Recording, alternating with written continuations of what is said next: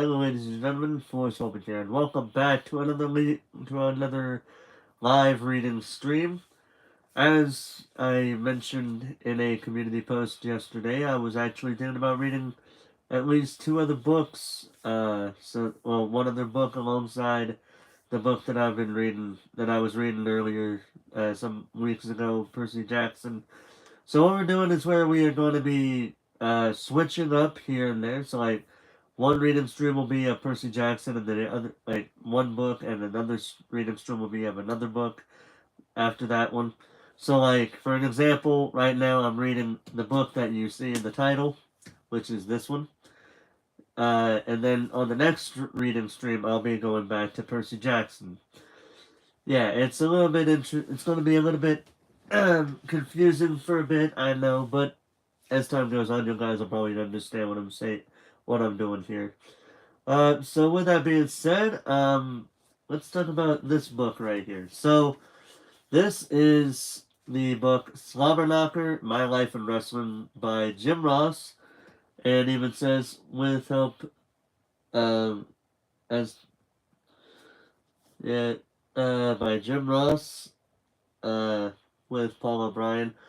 This is Jim Ross's. This is the first of a two-part autobiography by Jim Ross, who is this man here. If you don't know who Jim Ross is, historically he is considered one of, if not the greatest wrestling commentators of all time. He has made a name for himself in the world of professional wrestling, as this book and the sequel that came out titled Under the Black Hat. Both books will pretty much tell you that, but this will also tell you what he has gone through before he got into before he was into the wrestling business, what's happened to him behind the scenes of the wrestling business, like things that we don't see behind the TV screen or behind the curtain. Yeah, we don't know what goes. Yeah. So anything that we don't know about too much is all here in this book, as well as his personal life before he got into the world of professional wrestling. Um, he is, in my opinion, one of the greatest commentators in the history of professional wrestling. Um, particularly in the WWE days, because those are the days that he is mostly well known for. He has been a commentator for many different wrestling promotions, which will be discussed in this book. Um, but like the first half is going to be different wrestling promotions, and part of the second half and most of the second half will consist of his time in WWE, back when it was known as the World Wrestling Federation. So with that being said, we're going to go ahead and get right straight into it. This book, for those wondering, this book came out in 2017, I believe. Let me take a look there. I'm actually going to take my glasses on because I tend to read better without my glasses on. It's funny how it works. I need to see with my glasses, but I can read fine without them. It's interesting. But yeah, this book came out in 2017, between 15 between about between 5 to 10 years ago, as a matter of fact. Yeah. So we have a dedication here. To my best friend, biggest fan, and the love of my wife Jan. I miss you dearly. Those are the words of Jim Ross. Now, they do have several parts to this. Alright, so here's the deal. Alright? So part one will just be part one before wrestling. Part two will be Mid-South, 1974 to 9. So, let me rephrase this. So we got the forward by Vincent K. McMahon. Remember, this was 2017, not 2024. Then WrestleMania 15, 1999. Then we have Part 1, Before Wrestling, 1952 to 1974. I will be reading that part for this stream. Part 2 consists of Mid-South, 1974 to 1985. That will be in Part 2.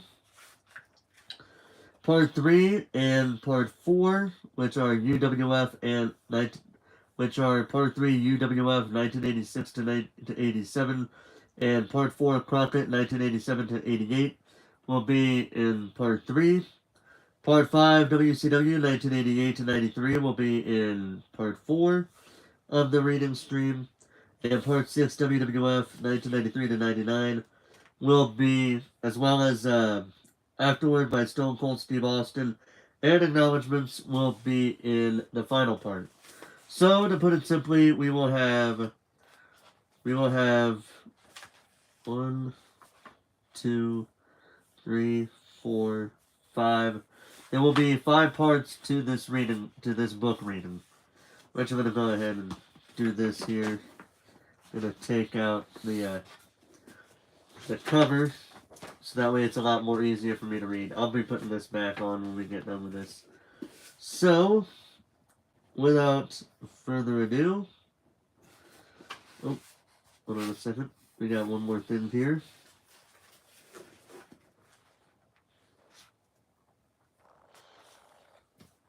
Here we go. We would like to take a moment and offer a special thank you to Scott E. Williams, who passed away suddenly on August 17th, 2016. He was 46 years old. Scott was instrumental in the foundation of this project, from gathering facts and source material to interviews which appear in this book. There are no words for the appreciation we have for him, his hard work, and his writing, not only on this project, but the numerous wrestling books he wrote during his career. We lost a good one, and his memory will live on through his family, friends, and stellar work. Thank you, Scott. We miss you. Forward by Vincent K. McMahon. When Jim Ross first came to work for WWE back in 1993, little did I know, and I apologize for the heater going on in the background, and I will turn it off if anybody gets annoyed by it. Little did I know then that nearly a quarter century later, JR and I would still share a bond built on mutual passion for the business we love, and even more importantly, an enduring friendship based on respect for each other. For the better part of 2 decades, the WWE Universe has embraced JR as the voice of WWE. It is JR's voice that painted the pictures, crafted the stories, and created a whole new dimension to all our favorite superstars each and every Monday night. Indeed, JR was our tour guide through an era that changed sports entertainment forever. In fact, JR is still considered by most to be the greatest announcer of all time. Jim's contributions behind the scenes were equally as impactful. As head of talent relations, Jim proved an insightful, creative, and dedicated senior executive, signing a plethora of legendary talent during his tenure who were essential to building WWE into what it is today. No one appreciates what Jim Ross has done for WWE more than I do. His contributions to our industry are as legendary as his character, and will leave an indelible mark for generations of WWE fans to come. Also, I call a bit of bullcrap on that last bit because in 2011 and 2012, they did the Be a Star campaign, but they were treating him like crap behind the scenes. But we'll see if he says anything about that under the intro, under the sequel, Under the Black Hat, when we get to it. But for now, WrestleMania 15, 1999. Courage is being scared to death, but saddling up anyway. That John Wayne quote stuck with me so much over the years that I even had it printed on my coffee cup at home. The Duke always faced down his fears, always won in the end. But as I hit backstage at Philadelphia's First Union Center, I didn't much feel like saddling up at all. As a matter of fact, I was so terrified of what was about to happen that I began puking in the sink in front of me. What am I doing here? I thought to myself between heaves. The biggest professional night of my life, and I was alone, in full tuxedo, having a Tony Soprano-like panic attack in an empty shower room. By my time, the main event was next, and I knew I would soon have to leave my hideout and go before the world. 20,000 in attendance and millions watching at home was a scenario that I had dreamed about as a boy, and worked hard to achieve as a man. But this night, it terrified me. WrestleMania 15, March 28, 1999, was at that point the biggest night in our business. World Wrestling Federation was on fire, and its two top stars, Stone Cold Steve Austin and The Rock, two of my all-time most memorable signees, had independently lobbied management for me to return and announce their main event match. Their stratospheric professional rise intersected starkly with my own personal low. Their Wait, I already said that. I'm already reading something I already read. While Austin and The Rock were demolishing box office records and pay-per-view buy rates, I had been off TV a few months after suffering a devastating family bereavement and my second bout of Bell's palsy. Because of the resulting facial paralysis, I had been primarily working from home, as I wanted as few people as possible to see the way I now looked. This grand entrance back to pay-per-view was going to be the first time anyone other than close family and friends would see me. I was vulnerable, self-conscious, and sick with worry. The paralysis affected my speech, and I had no idea if I could still do the job I loved the way that I loved to do it. As much as I wanted to return Austin and Rock's faith in me, I certainly didn't feel ready. Not one little bit. I made my living from telling stories as a commentator, coloring in with words what that the audience was seeing in pictures. How could I do that when I had to literally hold one side of my face up to help me enunciate, to simply be understood? As my time drew closer, I couldn't help feeling that this was all a huge mistake. I just wanted to run out of there, make my way home where I knew I could hide or avoid people if I wanted to. I wanted to find Vince McMahon, the chairman and owner of the company, so I could tell him that I couldn't do it. But to admit such a thing would be admitting weakness, and the chairman detested weakness and negativity from anyone around him.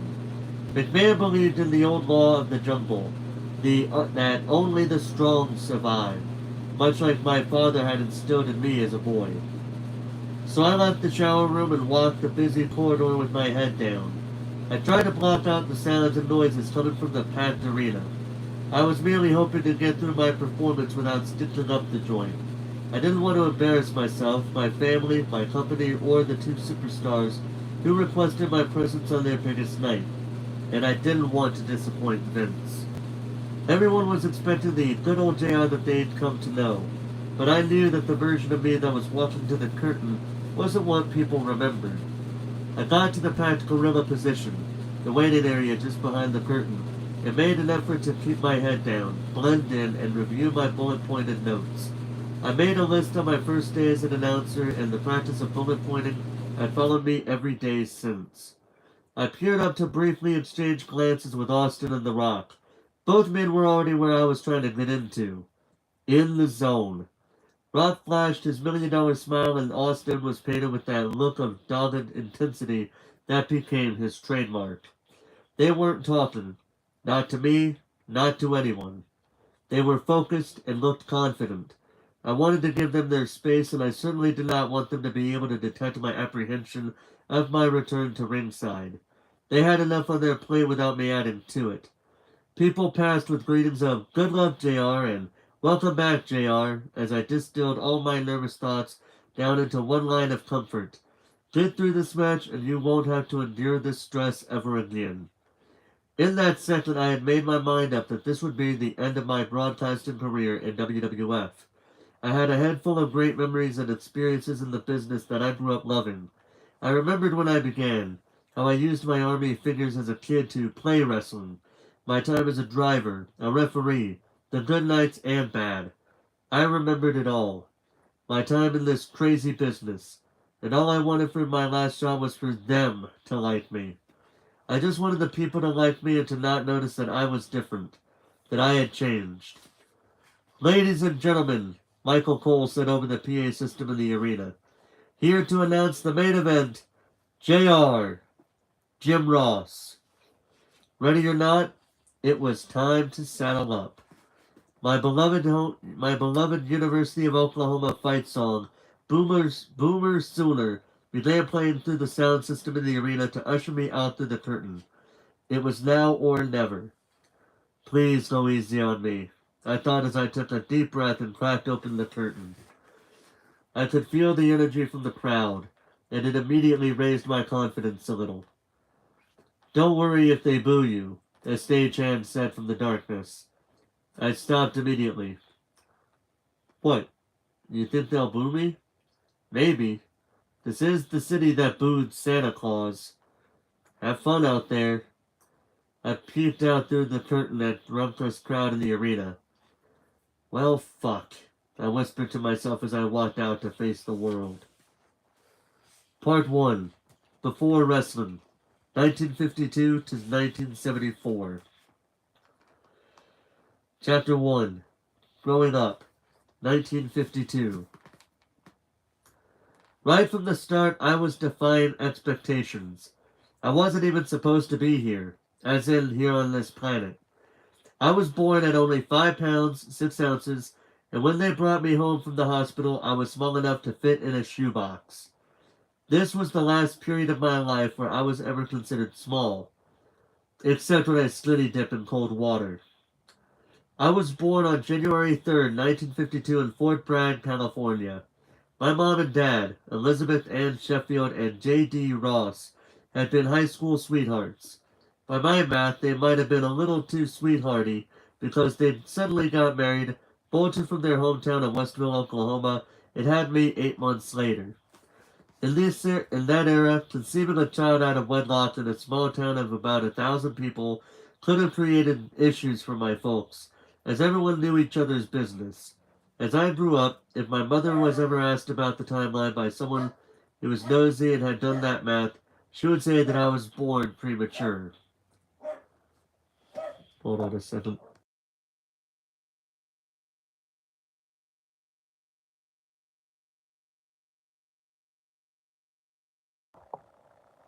Sorry about that. Not only was my birth a delicate issue for my folks, it was also a tricky one for my mother's parents, who were very well established in their small Oklahoma community. They were involved with the bank and also ran the town's dry goods store, or mercantile as it was known back then. As part of the normal day, various workers would come into the store to buy the sandwiches that my grandmother made. They would stay to tell various tales of their hunting and fishing trips, or their experiences serving our country in combat.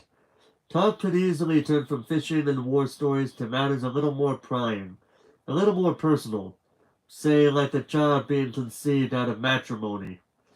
So to avoid the prying eyes and the listening ears, my folks decided the best thing would be to take their pickup truck and their delicate situation and drive 2,000 miles from Westville, Oklahoma to Fort Bragg, California.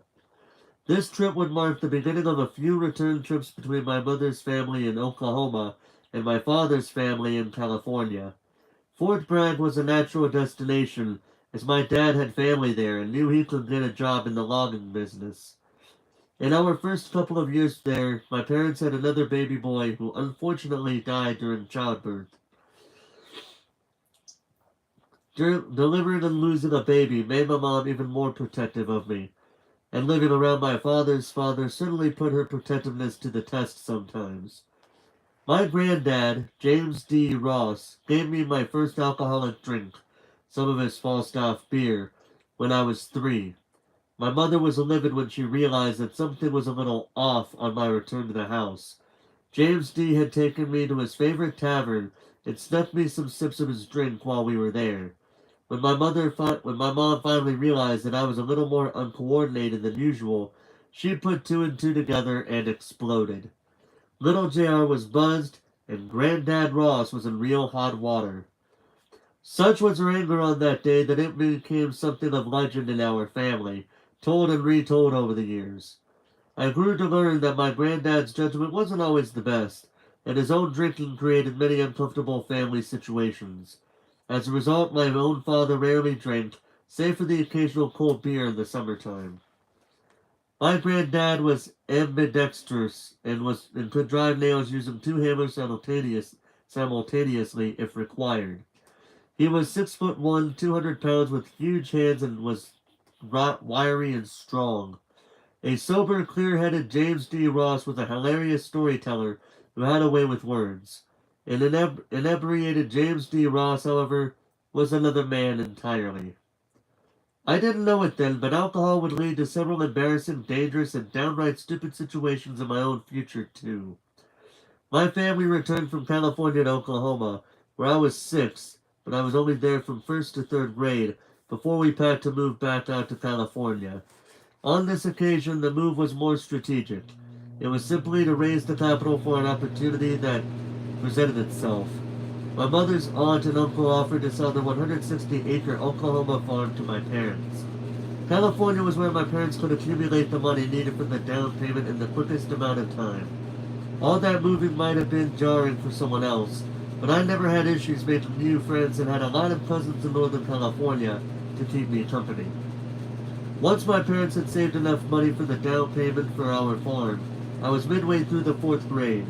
We returned to Oklahoma for good and bought the land where my parents grew a massive garden and raised livestock while we resided in a 4-room concrete block house. Now, when I say house, what I mean is that it was an old dairy barn that had a concrete floor and raw block walls. But luckily, my parents hired Oklahoma's finest interior designers to come into the space and make it fabulous. That's not true. Actually, my dad spent a few weeks using basic carpentry skills, and Granddad's helped to partition that barn into 2 bedrooms, a kitchen, and a living room. And that was our home.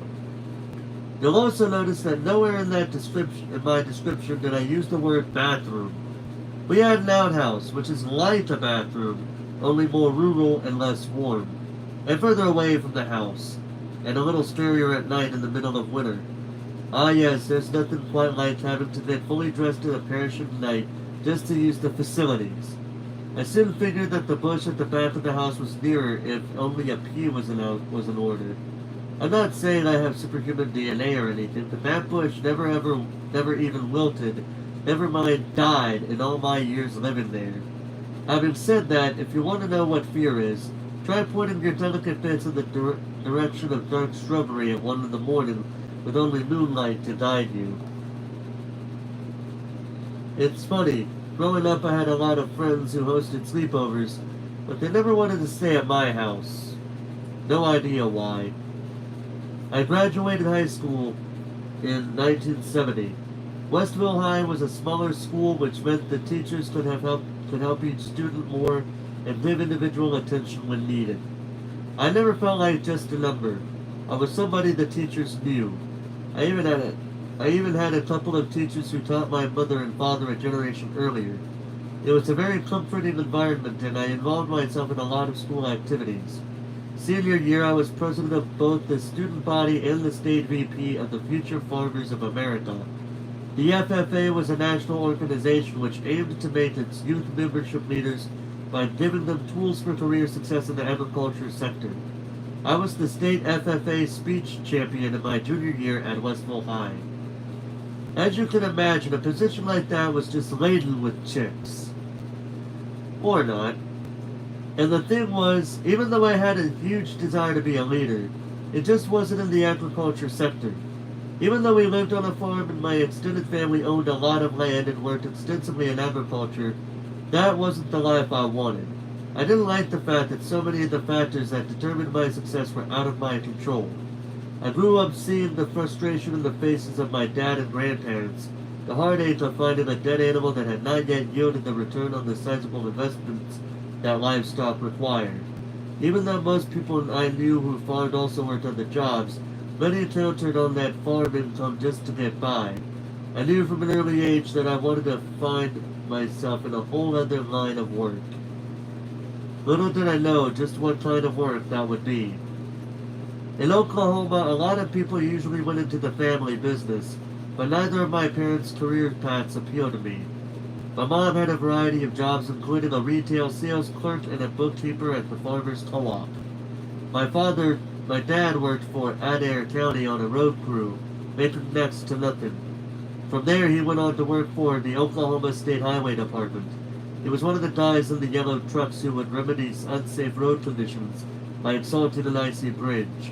He eventually worked his way up to his head of the department in our county.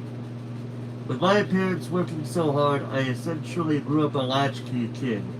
Maybe it would have been enjoyable if I'd had a brother or sister, but the isolation was no fun.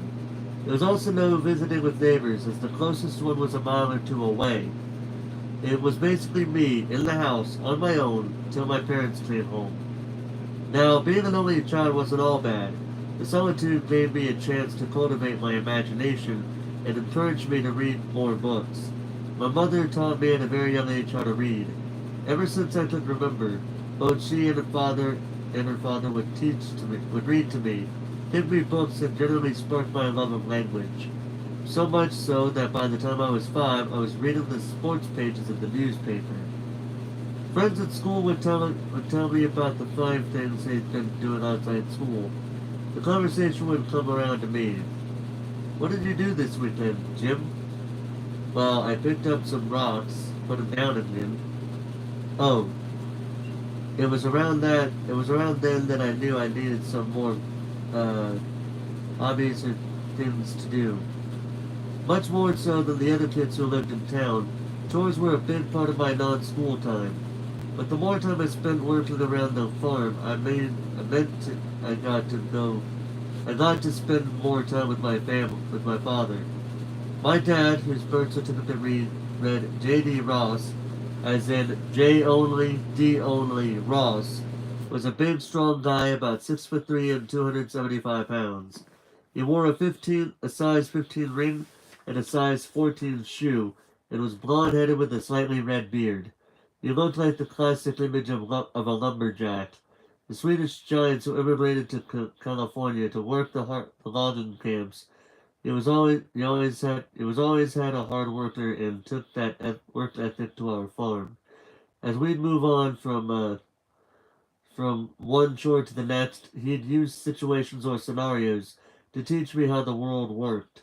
Some of those lessons were tough and others seemed small at the time, but a lot of what I learned I still hold to this day. I still hold dear to this day. He wasn't one for talking much if it wasn't needed. He was a natural soundbite guy who rarely showed on his face what might have been going on in his head. He was tough, quiet, and sometimes hard to read. I loved just simply fishing in our pond together, not saying much. Not saying much. He wanted me to be independent, wise, and trustworthy. Since he believed in the bond of a he believed in the bond of a handshake, the strength of a person's word, and those were traits he took time to instill in me. As I got older, he'd give me more willpower, or more responsibilities as he saw I could handle them. Some I took with me to a duck to water, and others knew he needed to uh, check up on me. "Did you get the hog watered?" he asked. "Yes, sir. I watered Charlie about an hour ago." He stopped suddenly and looked me right in the eye. "Charlie, you claim you're getting attached to these animals?" "I, because they're to feed our family for the next few months. That's it. You understand, son?" I nodded my head. "You don't need to be giving names to these animals, because one day you're going to see me shoot that hog, and it's not good for a boy to be affected like that." My father could see in my face that I knew exactly what he meant. No need to elaborate further. Because we were on a working farm that functioned to feed and sustain a family, I knew he was right. If we didn't have animals, we didn't eat. They were going to be used as food or sold for money. But not all animals on the farm were seen that way. As cut and dry as cut and dry as he was about the role of the hogs on our farm, he was completely different when it came to his pets, especially his bird dog, a short-haired pointer named Lady. She was a great dog who had her own pen and doghouse that always had fresh straw.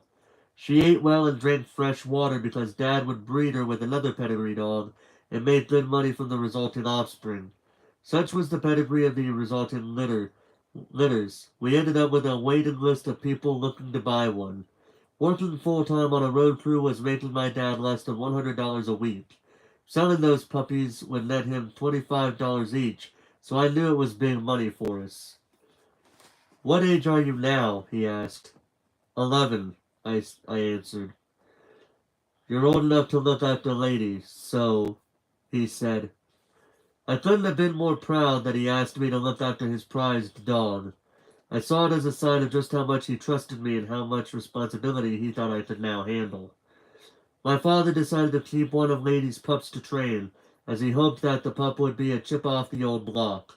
My job eventually expanded to both dogs. I had to make sure Lady and her pup were tended to several times a day.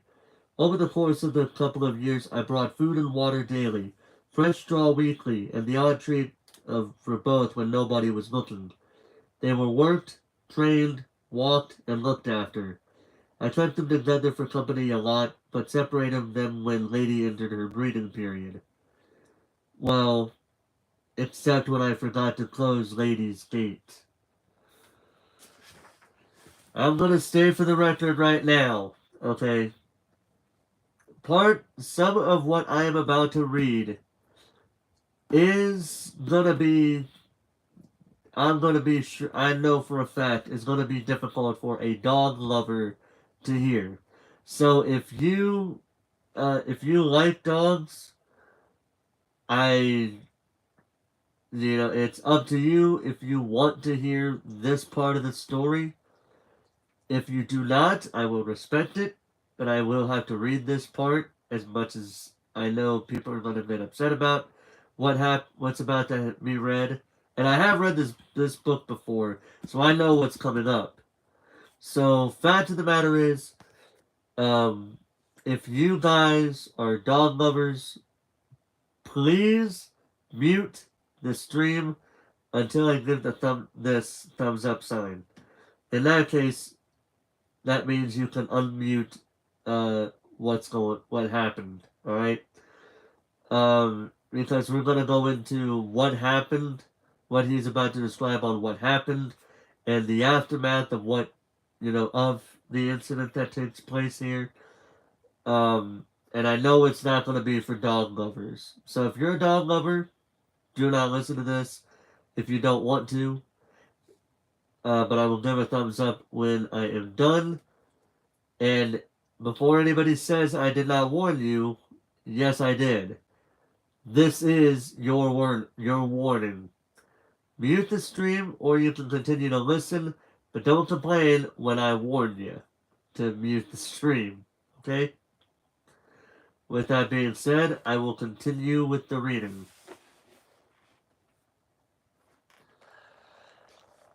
She was in heat, and unfortunately the young male dog got into her pen.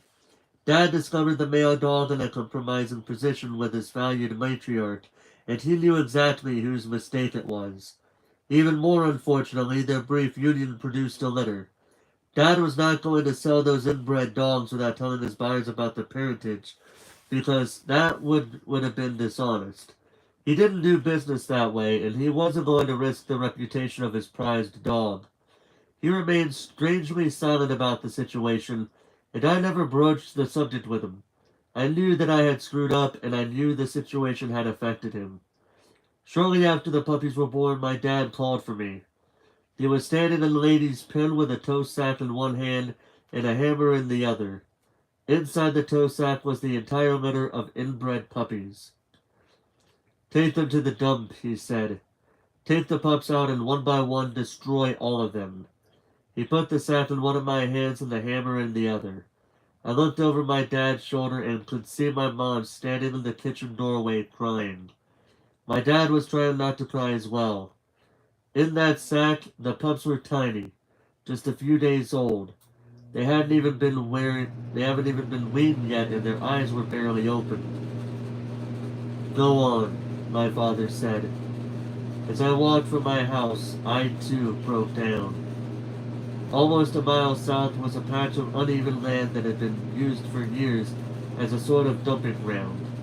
As I walked there, I thought, what if I don't do it? Maybe there was a fairy tale ending. Maybe they'd all find homes. But I knew the landscape well enough to know that they were too young and small to defend themselves from predators. Also, if I didn't do what I was told to do, my dad would never trust me again. So I sat at the edge of the waste ground with my eyes blurry from tears. I couldn't let them go, and I couldn't bring them home. So I did what I was told to do.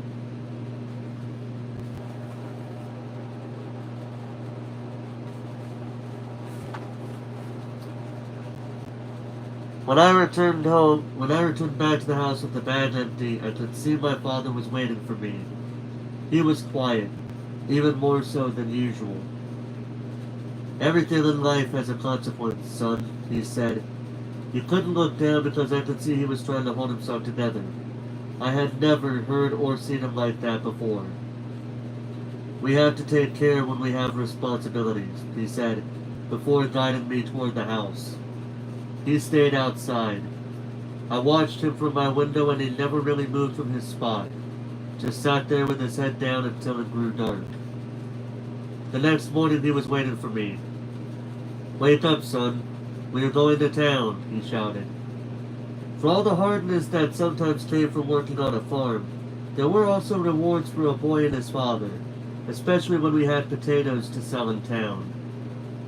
Here's your share, he said as he put $1 in my hand. That was my cut of the sale. There's enough money there for a haircut and a movie. A movie? I asked. He nodded and smiled when he saw how excited the thought of seeing a movie on the big screen made me. I said, on my own? Yeah, why not? He replied. My first movie on my own. Like a man. The haircut was $0.25 and admission to our local theater was $0.25. That left me a nice piece of change for popcorn and a drink. Thank you, I said. His smile grew wider. I think he was happy to see me excited.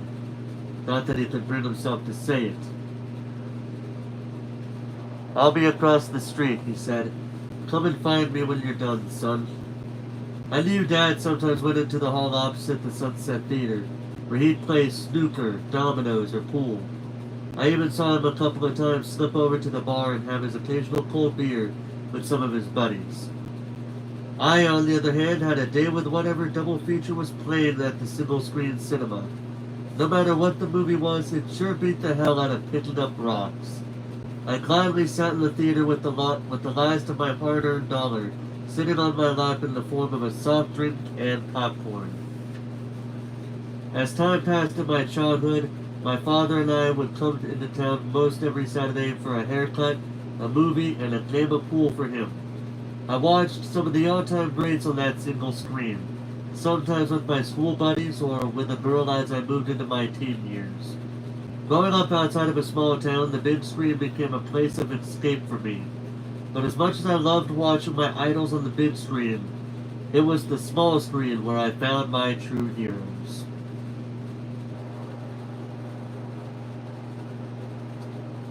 Chapter 2. Watching Wrestling, 1963.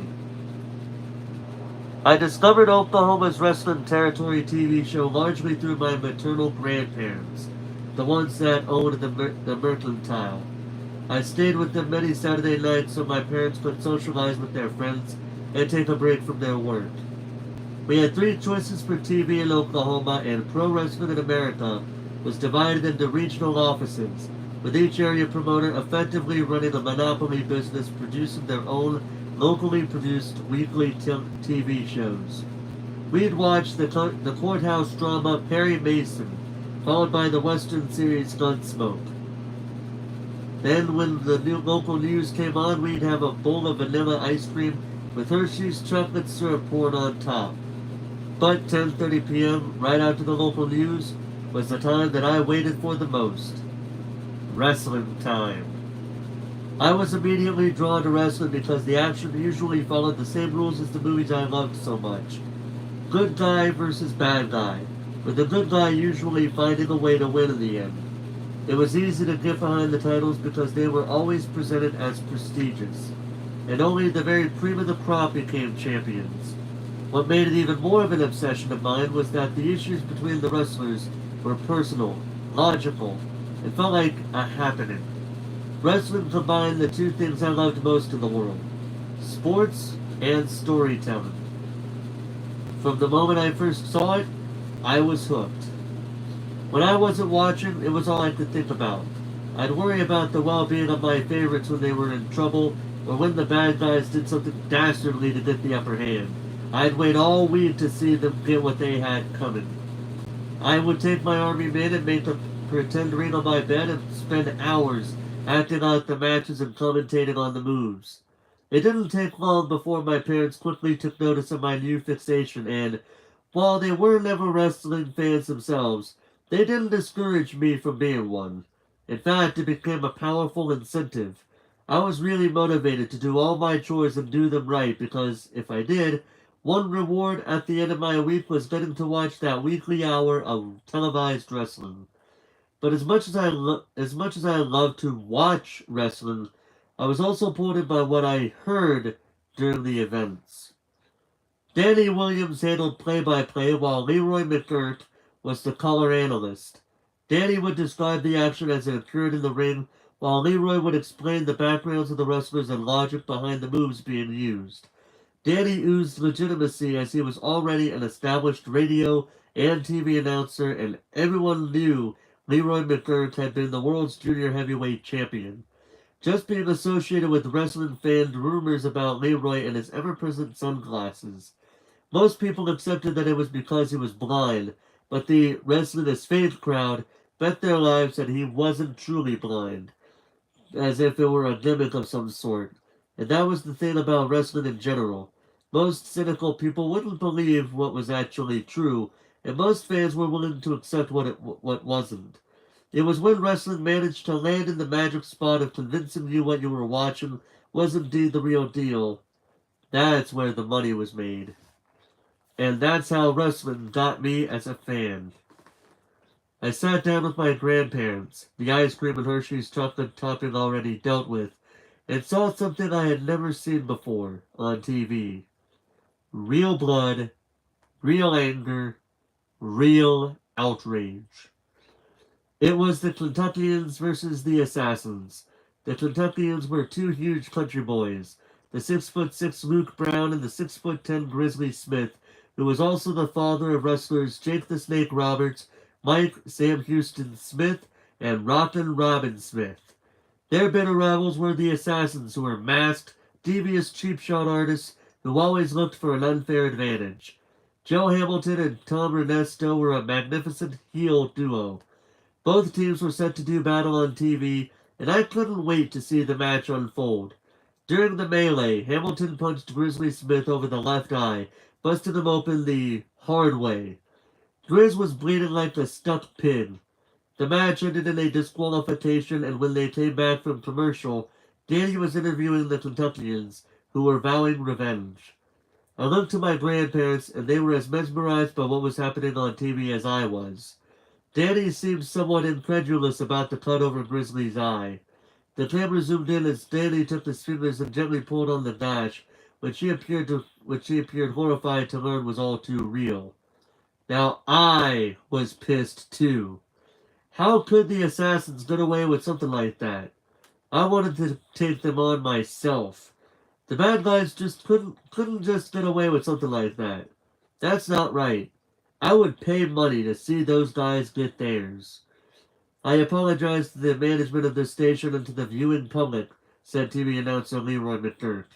The same Leroy McGurk who secretly owned the company and had signed off on the bloodshed before the show went on air. However, his public persona was horrified. I assure you that nothing like this will ever happen again, and these two teams will be kept apart. Until next time, my grandfather muttered. He obviously knew something I didn't. What do you mean? I asked him. Give it a week and they'll be telling you where you can buy a ticket to see these men get their revenge. But Leroy said it wouldn't happen again. My grandfather smiled, patted me on the head, and left the room. I looked back at the TV and tried to figure out what was going on. Chapter 3. Going to the Matches. 1964. I was watching TV and trying to tune out the sounds of Mom and her friends' games night in the room next door. Through the noise of my show and a crackling of their laughter, I somehow heard my favorite word seep through the wall. Wrestling. Even though Mom wasn't a big fan, her friends liked wrestling. Leroy McGurk's promotion was bringing the show to the high school gym in Stillwell, which was about 15 miles south of Westville. I put my ear against the partition wall and could hear my mom's friends saying, something, something, something, wrestling, something, something, something, something, matches, something, something, this week, something, something. This news was big. I walked to the door to get a better listening position. Mom's friend continued, they're coming to Stillwell and I'm going to go. Stillwell? That's only a few miles from here. I had a shot to get to the matches, but I had to convince my mom to take me. Besides, how cool would I look if I bumped into some girls from my school there? I'd be cooler than all get up sitting there at a wrestling show with my mom and her friends. No, wait. Please, Mom, I begged when her friends left. I had my whole speech memorized. Okay, she said, cutting me off. We can go. You mean it? That was easy. I counted down the days, the minutes, and the seconds until showtime. I snuck into the local gym and hurried to my seat. I tried to act like I didn't know who the troop of mothers were beside me. I didn't want their presence to take cool points away from the chubby kid with the flat top haircut and plain shirt that was tucked into his jeans. I'm sure I managed to pull off the badass exterior I was looking for. Pretty sure. The venue itself only held a few hundred people and, despite my reservations about my party of moms, it was one of the greatest things I had seen. Each match told a story and I was glued to the action. Seems I wasn't the only one glued to the action. The mothers were pretty transfixed too, especially to Jerry Kozak. Kozak was a popular wrestler who was a good-looking guy with a great physique. Jerry became a favorite of mine, too, because he gave me my first wrestling autograph. He signed his name and said, "Thank you." Jerry Kozak thanked me. I thought it was the neatest thing that this macho, muscled guy would be so polite to a nobody like me. In a small gym in Stillwell, Jerry Kozak made some fans for life. Me, and the group of eyelash-batted women beside me. As I walked out, I knew I had to walk into this crazy business somehow. I just didn't know how I could find a way in, much less with a phone call.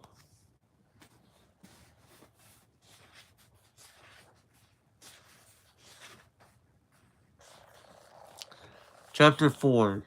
Leaving Home. 1969. From the Saturday haircut movie routine to saving up for a car, my folks helped me place true value on money. I knew it was important, but it didn't bring happiness and it didn't come without earning it. We didn't have much of anything, even though my mom worked upward of 60 hours a week and my dad worked full-time on the road crew and another 40 plus hours a week on the farm. But what we did have was the small things that really mattered, like watching ball games with my dad. As much as I loved my late-night radio commentary or the announcing of my weekly wrestling shows, it was my father who sparked my love for sports analysis.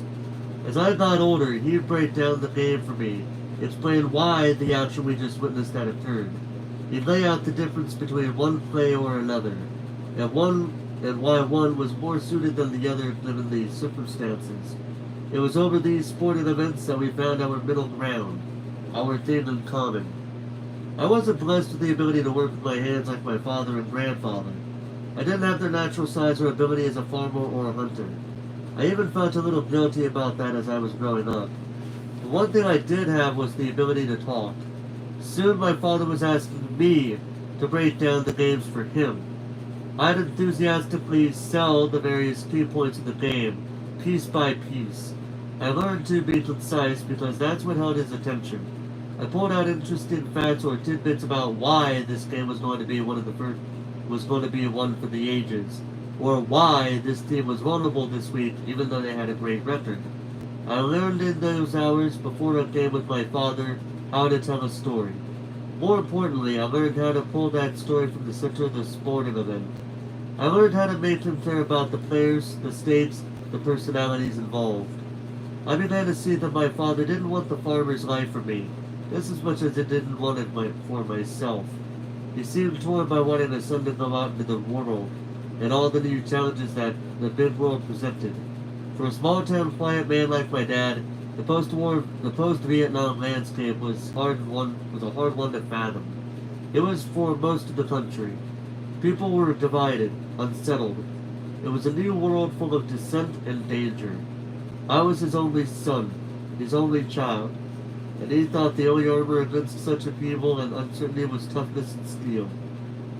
I want you to be able to stand up for yourself, he said, without siblings to fall back on, he said. I want you to be able to take anything out there. Life is hard. I wanted to show you how to cope with that. Even though my dad never had the chance to attend college, mainly because I had come along unexpectedly, he was a very intelligent man who understood the growing value of higher education as times changed throughout the 1950s and 1960s. He said, "You know your mom and I will always love you, and we'll do anything for you that we can. But you need to know that we're done here, son. You're your own man now." I wasn't immediately sure what that meant, but I soon figured out that he was telling me it was time to bait my own hooks, cast my own line, and see what I could catch. If I managed to run my fishing bar with a pier into a pier for my folks would be there for one, but in terms of tasking daily care for them and for you as their kid, we were done.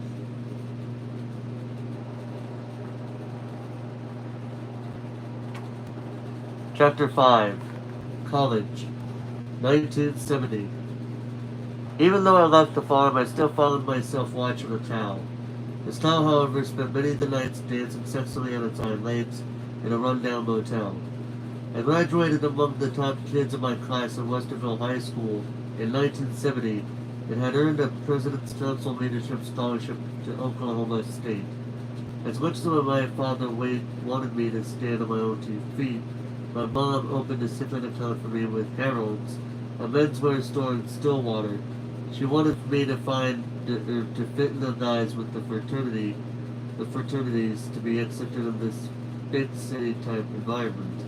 I don't know what made her think that I wouldn't fit in, naturally.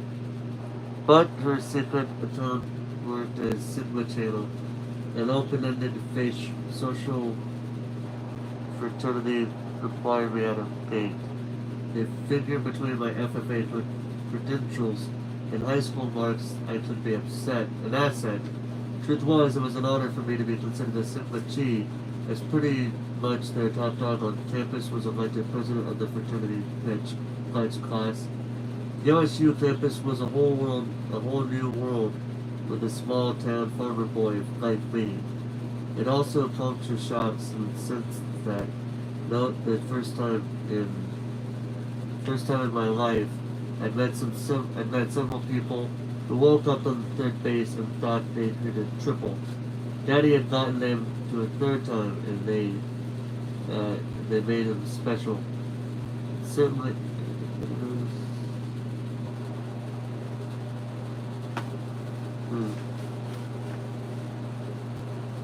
preparation was key, not for the game, but for the bus to take us to the game. We immediately bought a keg and some weed, and a few other things that I didn't mention about.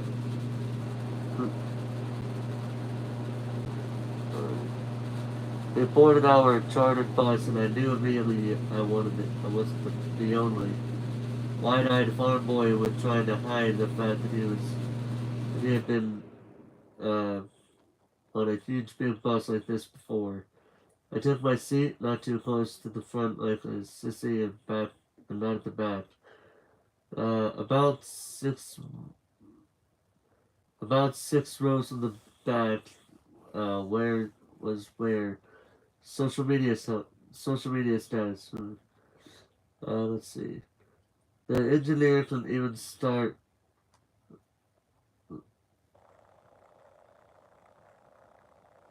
Sorry. Oh, actually, no, I didn't do it, but yeah. We got that taken care of. Anyway, uh,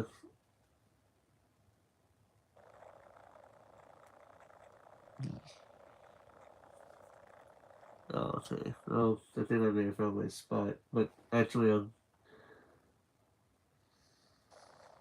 I'll go ahead and just restart from that page. On page 23. Preparation was key. One for the game, but for the not for the game, but for the bus to take us to the game. We immediately bought a cane, and some weed, and a few other things that I didn't know about. We boarded our chartered bus, and I knew immediately that I wasn't the only wide-eyed farm boy who was trying to hide the fact that he had never been on a big bus like that before. I took my seat, not too close to the front like a sissy, and not at the back like a jock. About 6 months after 6 rows of from the back was where my social standing in life landed me. Before the engine could even start, there was a rowdiness in the air. The tank was in play, and there were some wafts of smoke rising up from various mini huddles around the bus. I tried my best to not get mixed up too much in anything other than the beer, or belly wash, as my grandfather called it. I wasn't too sure what all the other stuff going around was, but I was sure of one thing: I didn't want anything to do with it. The first couple of 100 miles were almost civil. People were rotating and making little speeches. Friendship would begin, and let's see. The first couple 100 miles were also civil. People were toasting and making little speeches. New friendships were being formed and bonds were strengthened. I'm not exactly sure what it became a little less civil, or I'd hazard that it was a bit right about the time the masculine came out. I'd heard something about the hallucinogens, LSD, peyote, but never thought to ask more because I didn't figure we'd ever cross paths. How wrong was I? Very wrong. Jim, have you ever tried this? Someone asked. Sober Jim would run a mile up from any drunk like that. As a matter of fact, sober Jim made me a drunk promise to get involved in anything like that. Drunk Jim, of course. Turns out drunk Jim is a liar and can't be trusted one bit.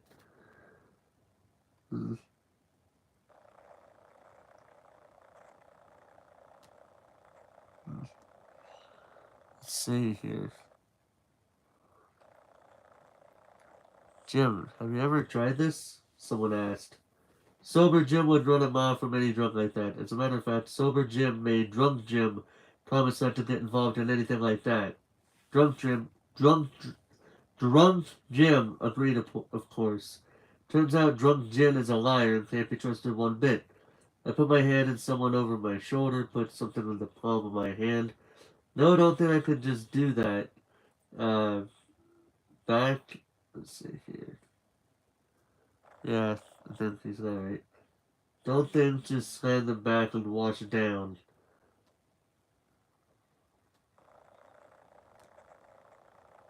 Hmm.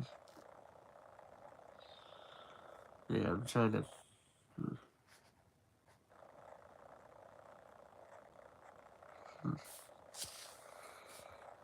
see here.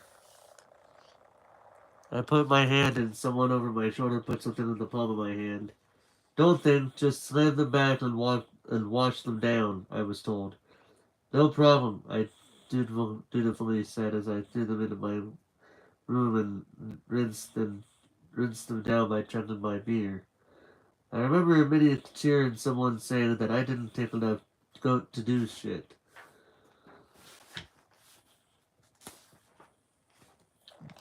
Really? I said as I put my hand out again. Give me more. Drunk Jim was invincible. Or a dumbass. One or the other. Once again my palms were sprinkled and once again I slammed the seeds back. I didn't even look to see how many this time. Apprentice magician was heavily slapped and comments were made about her how I was going to regret that. I already did. Not that anyone on that bus would know that. I just sat my head against the window, waiting for something really bad to happen as I watched the country blur past as we traveled. An hour passed, and I'm not one bit ashamed to admit I was delighted to find out that there was a false alarm. The seats had no effect, thank God. My one and only masculine trip was a false alarm. A little while later, we arrived at the Little Rock Mountain Lodge, which was even shittier than the name suggested.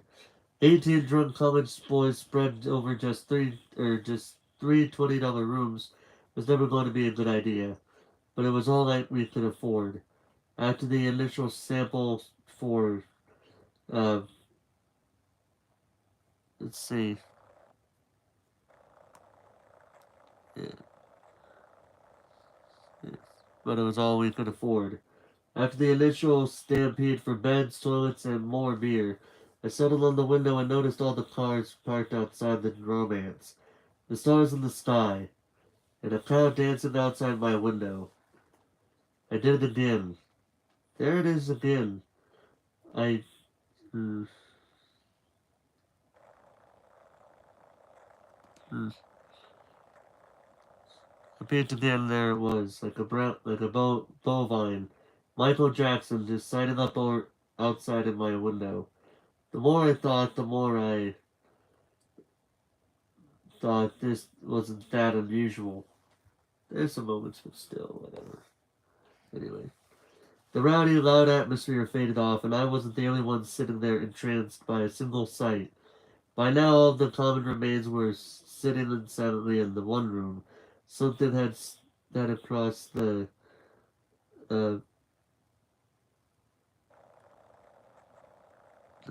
okay, let's see. The rowdy, loud atmosphere faded off, and I wasn't the only one sitting there entranced by a single shot. But now all the teams were sitting silently, producing.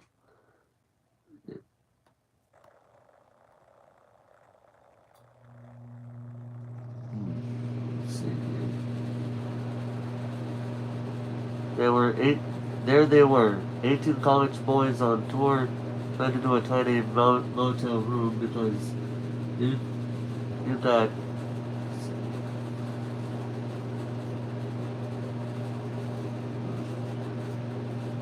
that that fight was now about almost the center of the universe. The whole room just sat in silence, staring at its oranges. It soon pauses the.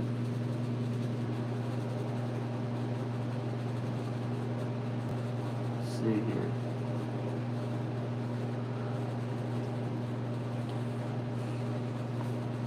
Yeah, right here. Yeah, I know I'm at.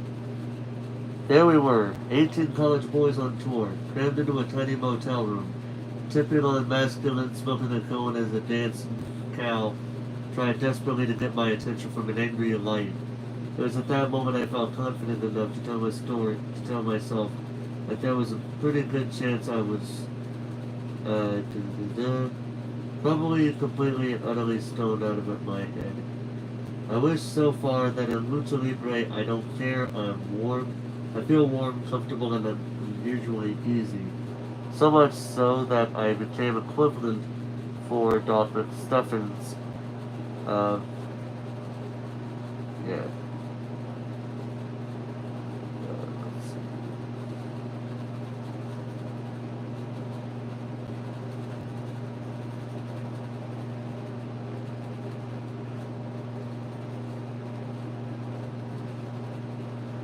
Mm, trying to find my spot. Sorry, guys. But let's see. Yeah, it was at that point that I felt confident enough to tell myself that there was a pretty good chance I was probably completely and utterly stoned out of my head. I was so far in that I didn't care. I felt warm, comfortable, and totally at ease. So much so that I became captivated by a spot of saliva on the side of my fellow teammate's mouth. It wasn't anything hugely exciting in the course of a normal day, but on this occasion it has nothing to do with It doesn't have to do with anything. Yeah, yeah, yeah. I'm losing my train of thought. We're just moving on. I slid back onto the bed and put my back against the wall with the TV tucked away in the background. The light, the cow, the saliva. Hours gone. Just watching. Just sitting in silence and smiling as my mind went through that process of being completely blown. It was a beautiful night outside and a sticky hot night in the room that many people huddled in, sucking in the same air as the last guy just blew out. And the AC was barely there. People just left when they wanted to. Or could. Um,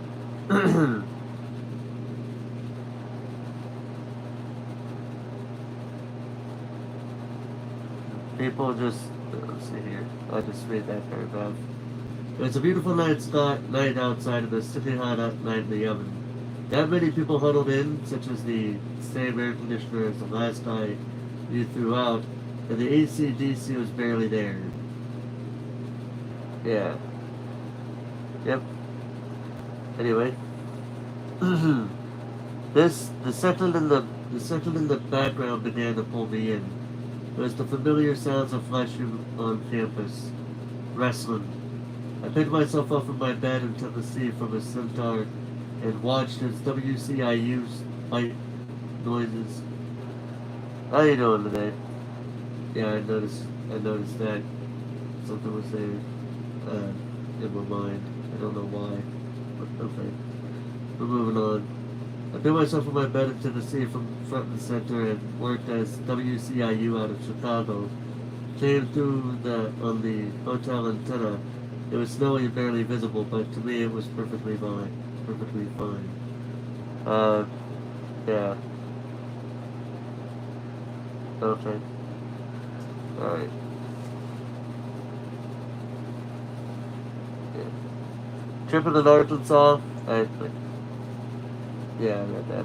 Yeah, I was looking to make sure I read that other paragraph above it, but I did. Tripping in Arkansas, I had no idea just how close I was getting it. Close to I was getting in.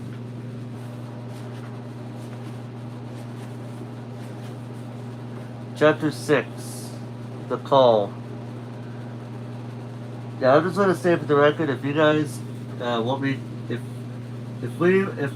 this stream was in a position where I was just saying random shit for absolutely no reason other than what was on the book, uh, don't be afraid to let me know and I'll delete it and we'll reread this so that way nobody can say, yeah, you kind of lost me there so at this point in time.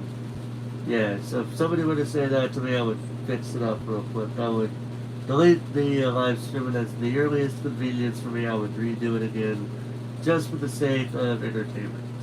But anyway, that's later, this is now. Chapter 6, The Call, 1973. We got destroyed in Little Rock. The next morning after our mescaline trip, we stood in the field and just got mowed over. For all our rah-rah attitude on the bus on the way down, we were like church mice on the way home. I got a pretty cool looking burst vessel at the top of my arm though. That earned me some cool points. Let's see. We were determined to avenge our loss and become the best non-feeder team in the league. And that's how the dean of students came to know as well, but for all the wrong reasons. If there was a last straw, it was likely the conflict that broke out during an intramural football game between our team and the team of Alpha Phi Alpha, an African American fraternity. They had a really good team, but in the heat of a championship battle, we had to, oh, we had to, yeah, we had issues over each other's tactics. It was to use us as high stakes and as a game could be. For flag football, there was an awful lot of trash talking, an awful lot of physical contact, and some of this hits by players on both sides. Alright? But the real damage was done off the football field. The fallout of the game was that became an uncomfortable issue for the administration simply because it was a heated issue between all white female fraternity and all black fraternity in a political charged campaign. Particularly when it made the school paper, the optics of the situation means that people were going to see radical undertones uh, under your tweets. Your teams were motivated solely. Yeah, yeah, that. Okay. Another moment that just popped in my head because I'm just saying it in my head right now. Yeah, so anyway. It was hard Biden and filled whistle to whistle with a desire to win. It was this exact dire that got several of us wrestled to Dean Baker's office. I was such a naive country boy at that at first. I didn't even realize he held the position of Dean of Students. I really thought his first name was Dean. Either way, Dean quickly let us know that if we wanted to per, preserve with Phi Lambda Chi and our tuner age rights as Northeastern students, our best course of action would be to become more civilized and to take on some projects that would rehabilitate our fraternity's rage, image, something to do with charity, something to do with fundraising, something that people could see. As my fellow fraternity brothers planned for fundraising ideas, I began to think a little differently. They were talking about selling candy bars or cookies to make some cash flow from a local charity. Maybe a pop-up car wash? But I had another idea. One that I wasn't sure I wanted to provide. Unfortunately, my mouth seemed to open this before my brain could intervene. Hmm. The words I had been chewing on all day suddenly fell out of my mouth. Or we could try something else. Like what? I paused. I knew it was kind of out there, a little far-fetched. But how about wrestling? I murmured. I waited for the dismissive laughter, but I immediately saw Jerry Donnelly's eyes light up from across the room. It looked like he had been thinking about something, but just didn't want to say it. Jerry and I had become great friends, uh, in part because we were both huge wrestling fans. So I knew if there was anyone who would back me and try to get this done, it was him.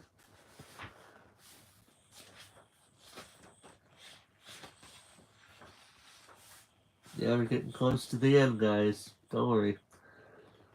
We could put on a wrestling event, I said. Raise some money that way. As the others in our group scoffed and faded off to continue talking about the more traditional fundraising efforts, Jerry and I were becoming even more adamant that we had something, a great idea. We just had to figure out how two kids with no contacts in their business were going to put a wrestling card with the name Talent from TV. We had heard these stories before. We had heard these stories about how hard it is to get inside that crowded wrestling with a coast shop, a mysterious business. What stroke of genius could we become? Do we come up with to break into the chandelier inner circle? The wrestling business was notorious for getting food unless you had a family member already inside.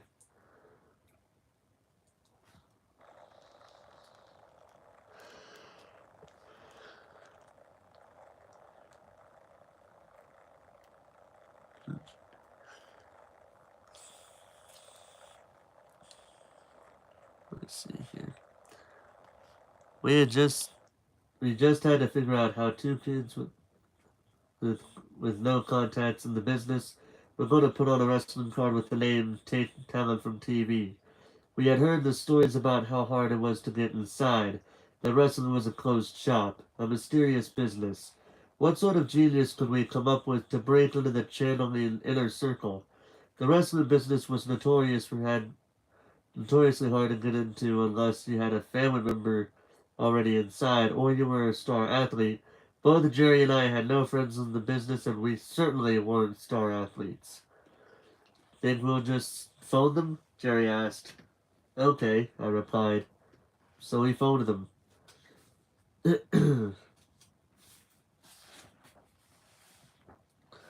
We were shocked. The call worked. We were invited down to the Monday night event in Tulsa Assembly Center near Leroy and his bathroomish partner known as William F. Watts Jr., but as Cowboy Bill Watts said to wrestling fans across the country, I don't care who you are, and that Leroy is an owner. The plan was we were going to come down to this, uh, what we had in mind, but before we could talk business, the cowboy had a little business of his own he needed to attend to. An NWA World Heavyweight title match against the roughest nails Harley Race, and we were accomplished right ringside seats.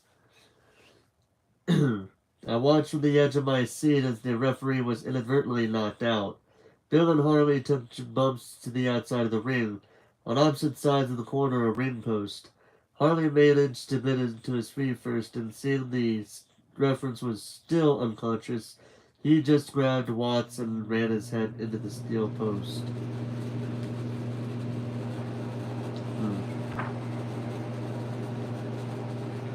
Let's see here. As Reigns gloated, the referee finally came to and slowly made it back to his feet to begin his count. If Watts didn't make it back to his ring before the count of 10, he would lose. One, shouted at the steel Bravo ref. One, shouted the grocery ref. One, no sign of the cowboy raking ranch and making it back on its feet. As the reel continued to up the scale, the crowd went nuts.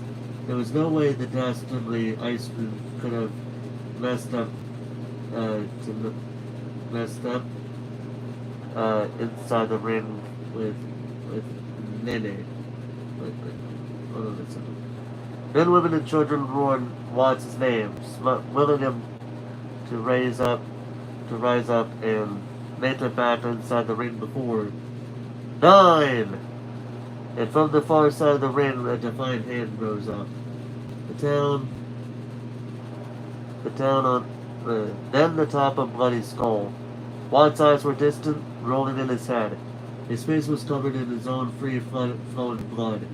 He was badly hurt, but not out of the fight. T. Just before the ref could finish calling the last number, the cowboy threw himself under the bottom rope and just made the count. I was hoarse. Jerry was hoarse. Watts was in no fit shape to continue, but that didn't stop him from trying to find his feet. The referee approached him and immediately wanted to stop the match due to Watts' blood loss. The cowboy, barely conscious, face completely covered in blood, was insisting the match should continue. The official waved off the cowboy's pleas and called for the bell out of court that Watts was unable to defend himself. The official call was a stoppage due to excessive blood loss by the challenger. I would have been a surgery at the edge of the crowd if I didn't know that and the original owner. Let's see, I would have been angry at the rest of the crowd if I didn't know that myself and Jerry were about to have a pirate audience with the valiant challenger and his partner. It was showtime. Jerry and I lingered near our seats for a long while as the crowd filtered out of the arena. I ran over my pitch and tried to put it in order, all the thoughts I wanted to verbalize. After the building was empty, Jerry and I tentatively headed back up to the lobby of the arena where we'd been told the office door was located. I timidly knocked on the door, and to my surprise, Bill answered. I don't know why I was surprised. After all, he was there to meet him. He'd had a chance to grab a quick shower, but his head was wrapped in gauze tape and bandages right above his eye. He was still sweating as we entered the smoky office. Leroy McGurk sat in a chair, puffing on his cigar with the walls around him, covered in pictures of him with the Hollywood elite the day of his day one. Watts was, let's see, I can't see it. It's not let me read too much of that, but okay. Anyway, he'd had a chance to grab a quick shower, but his head was wrapped in gauze tape and bandages right above his eye. He was still sweating as we entered the smoky office. Leroy McGurk sat in a chair, puffing on his cigar, with the walls around him covered in pictures of him eligible, with the Hollywood elite of the day from his time wrestling in the Hollywood territory. Up close, Watts was even bigger. It was kind of surreal to finally meet a person and two people who I had watched for so long on TV. Yep. Well, I heard you had a rough night out there tonight, Leroy said to Watts. Bill answered as he sat down behind his big oak tree. Checking the list. Leroy, he dashed. I lost a blood on, when I was live streaming. Yeah. But anyway, Bill answered as he sat down behind his rock made oak trees.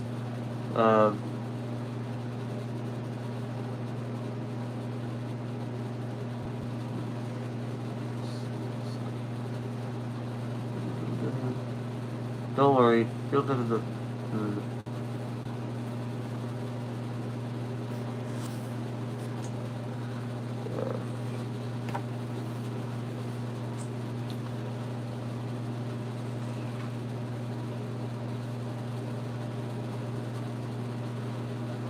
He had a chance to grab a quick shower, but his head was wrapped up in gauze tape bandages right above his eye. He was still sweating as we entered the smoky office.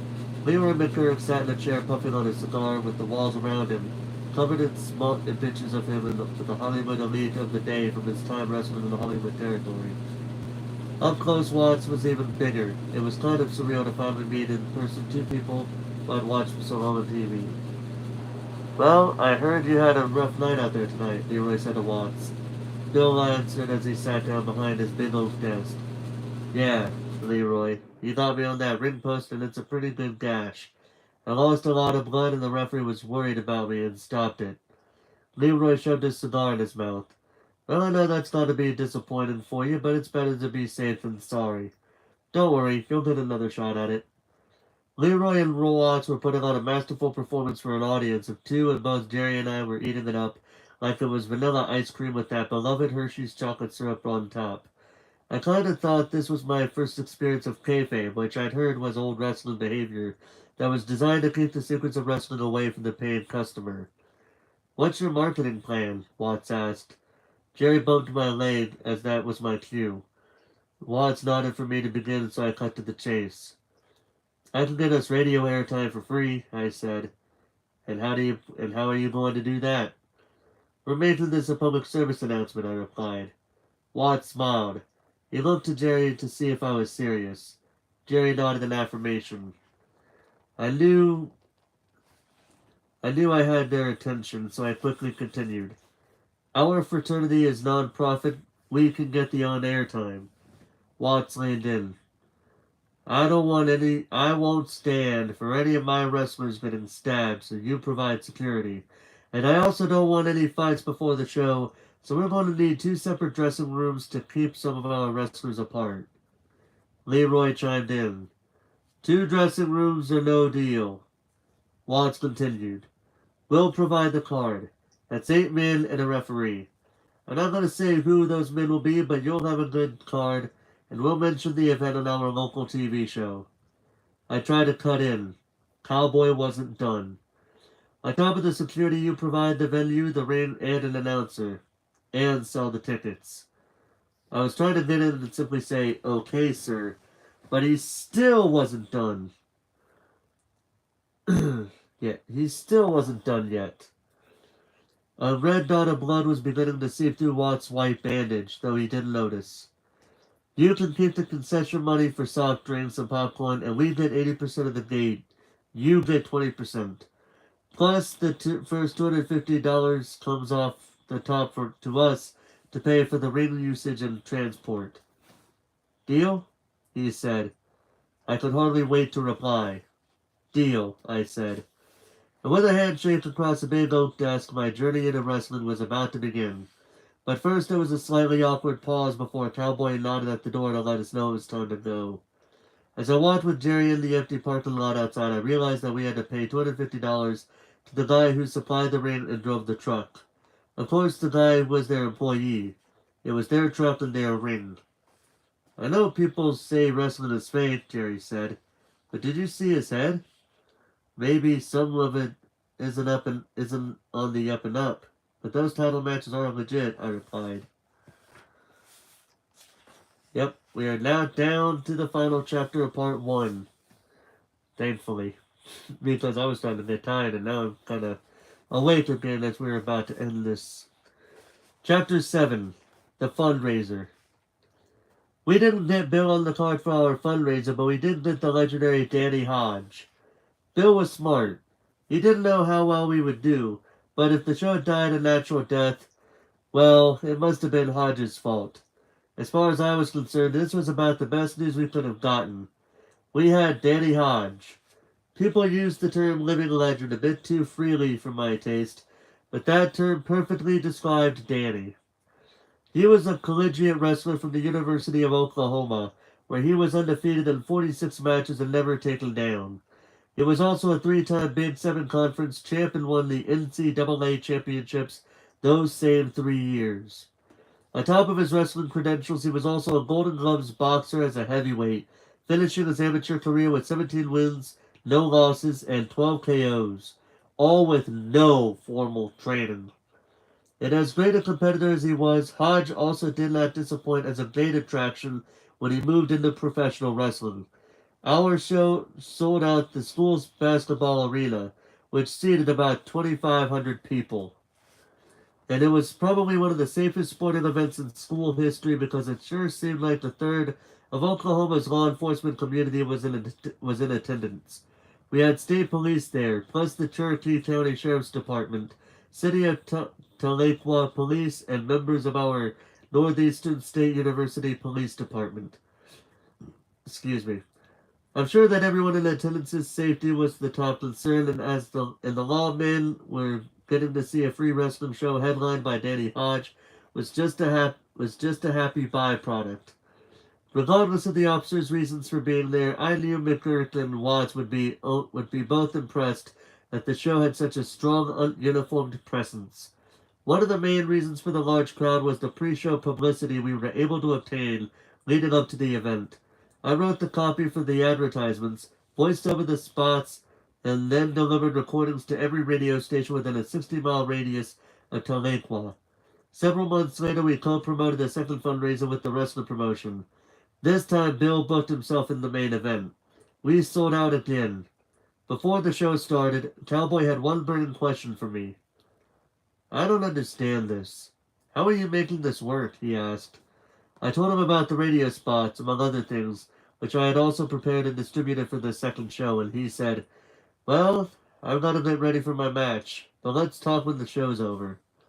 It was a different kind of main event because at our first show, Hodge had put in about 30 minutes of mostly chain wrestling and technical battles of holds. Watts' main event only lasted about 10 minutes, but it was a high-impact affair, with the big Cowboy putting his tremendous strength on display with his arsenal of power moves. And no one felt cheated because both shows clocked in at just over 2 hours. Heavyweights didn't need to go that long, except for special occasions, Watts told me after the match. We found a place to talk and I went into more detail as to how we'd promoted the event. I talked about the radio, as well as I'd peppered the town and posters and got the newspapers to use publicity shots with enhanced captions for the event information. He was also impressed with our handling of the event itself. We did a lot of things that just seemed to be common sense, but which the regular local promoters weren't doing. And the radio promotion was something that Bill and Leroy weren't even doing in Tulsa, which was their flagship city. Bill later told me how the Oklahoma promotion ended up being the first to use radio spots, because not even the promotions in the media capitals of America were doing that. Cowboy was impressed enough with my efforts and ideas that he said to me, I'll tell you what, kid. You've got something going for you, and you've got a feel for promoting wrestling. When you get out of here, if you decide you want a job, I'll have one waiting for you. At that point, I was close to graduating. All I had left was one semester of courses, a second semester as a student teacher, and I was done. Instead, I left school. In a lot of ways, getting into the wrestling business was a crazy decision. I knew I was starting a job without ever knowing exactly where I would be working, to whom I'd be reporting, how long the job would last, or even what the job entailed. One of the only things I didn't know about my new career was that there were no benefits. No health coverage, no dental, no retirement plan. I was going to make $125 a week as an independent contractor. Wrestling was one of my passions, and the way I saw it, if it didn't work out, I could always go back to school, finish my degree, and make a living teaching and coaching. However, the reverse might not be true. If I passed on this offer, there might never have be another chance for me to enter this very closed-off business. I was married, and we had very little money. We lived in a very Spartan, small rented house, literally surviving paycheck to paycheck, and even though I juggled coursework with 3 jobs, making ends meet never got easier. I figured I'd try my hand in the wrestling business for a while, and then be back at school, possibly as early as the following fall. I was 22 years old. And that is the end of part 1. For part 2 of this live stream of this book reading, I will be doing Mid-South, 1974 to 1985. So it'll be from chapter 8.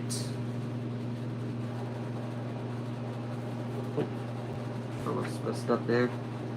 Chapter 8 to chapter 20. So yeah, it's going to be a good amount of reading on this book, but it is what it is. So yeah, with that being said, ladies and gentlemen, thank you guys so much for watching. And if I messed up reading this book, don't be afraid to let me know, because I have no problem reading this book. Just say the word, and I will gladly reread that before we go back to Percy Jackson and the Olympians. But in any case, ladies and gentlemen, hope you guys enjoyed. Thank you so much for watching. And until next time, ladies and gentlemen, this is Horace Walpole signing off.